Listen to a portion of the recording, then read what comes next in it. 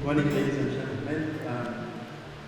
I've already been introduced as Albert from the University of KwaZulu-Natal. I'd like to thank the organizers of this meeting for inviting me. They said it is a keynote speech. Well, I don't know what that means. When I agreed to come here, I did not agree to give a keynote speech, but I agreed to share some of my experiences with small-scale farmers in KwaZulu-Natal particularly,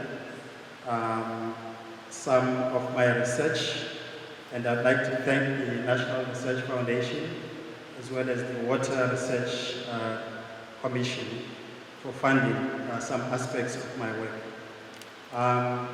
I designed the presentation in such a way that I will not be talking to people who are agronomists. I am an agronomist.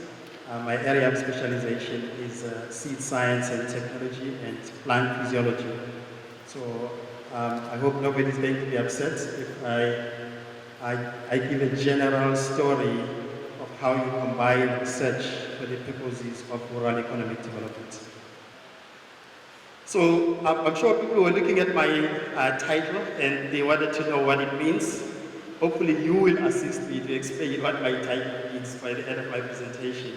I'm not going to be able to tell you what it means, but I felt that the basis of my interest in going out to the rural areas and linking my research at the university with what is known by the people in the rural areas was triggered by food insecurity, which I experienced. I mean, as I was growing up in the former Transkei, and spent many years working with people in the rural areas, working for a seed company, an American seed company. I always ask myself the question, why is it that in a country like South Africa, in particular, we still talk about food insecurity? Of course, if you look at it broadly, at a global level, you find some of the reasons that are found in countries that I believe are less advantaged compared to South Africa, where there are a number of things that happen where I put a question mark, which leads to underdevelopment. And you find people in a particular area, say a rural area in South Africa, losing confidence in themselves. They believe that someone else is going to come from outside to give them everything, including how to grow crops, how to grow food, which is something that they never used to have in the past. And so the government is also basically encouraging this, because the government strategies are such that we will give to people and import knowledge to them.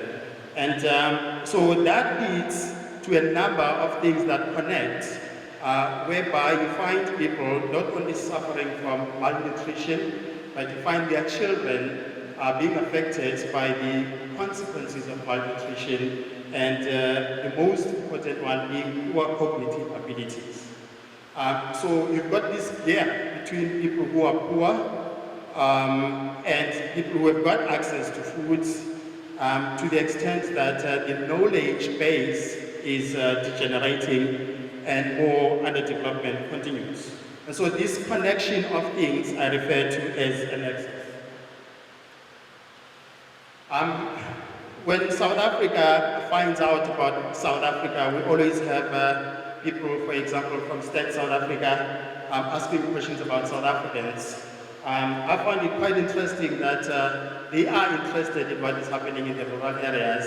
And when I read that State South Africa asked a question that says, did people grow food?